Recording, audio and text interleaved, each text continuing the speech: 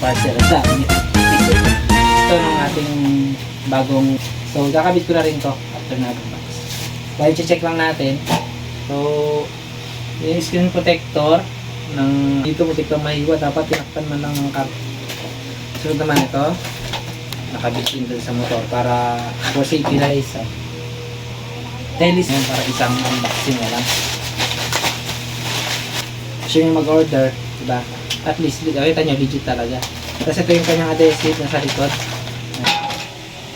Rubber din.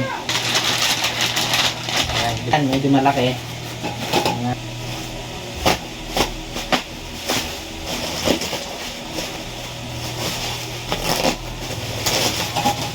Uy.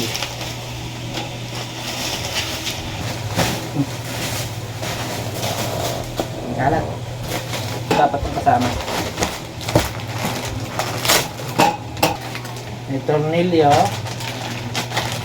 May tornilyo siya. Tapos huli natin yung pinakamalaki. Ang karton pero okay lang yan. Baka lang naman yun. Nakita nyo. Lagayan. Dapat ako yung mga napakmas nila, packaging ng Makoto. Ganda sana yung finish, kaso ayun, may mga tama. I-repaint na lang natin yan pag kinalawang. Oh. Maganda sana makapal matito. Kaso, ito nga, nag-order tayo online yan, puro tama. Ayan, magkakabit na lang natin yan ng ganyan. Tapos, so okay na tayo dito sa bracket. Yung box natin. Sec na rin sana yung bracket. Kaso mas makapal kasi yung sa Makoto. Ramsec Philippines. Kakabitin natin ito sa ating ABB guys. I-video rin natin ito. Ako na lang magkakabit ha. Ganda oh. Intercept po. Ito yung susi. Yung cellphone holder. I-unbox din natin ito. Resibo. Ang mga kasama pang maliliit. Ano? Yan o. Yung mga packet.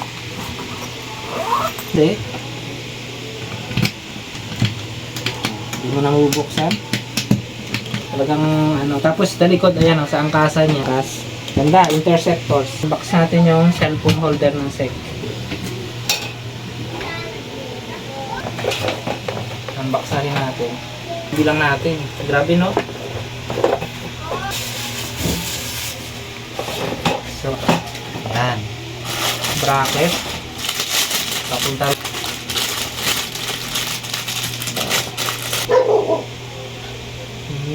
Adjust siya. Luwagan mo siya sa likod.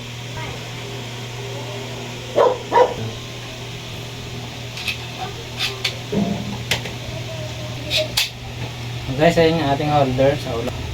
So, pag nalagay mo na yung cellphone mo dyan, i-ganyan mo. O tsaka natin higpitan.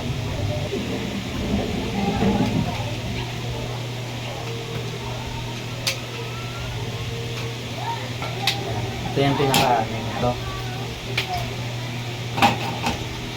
Iwagan lang natin. Tapos guys. Kasi ito, nakaklap ito sa club pipe. So, ayan. Tapos, crash guard.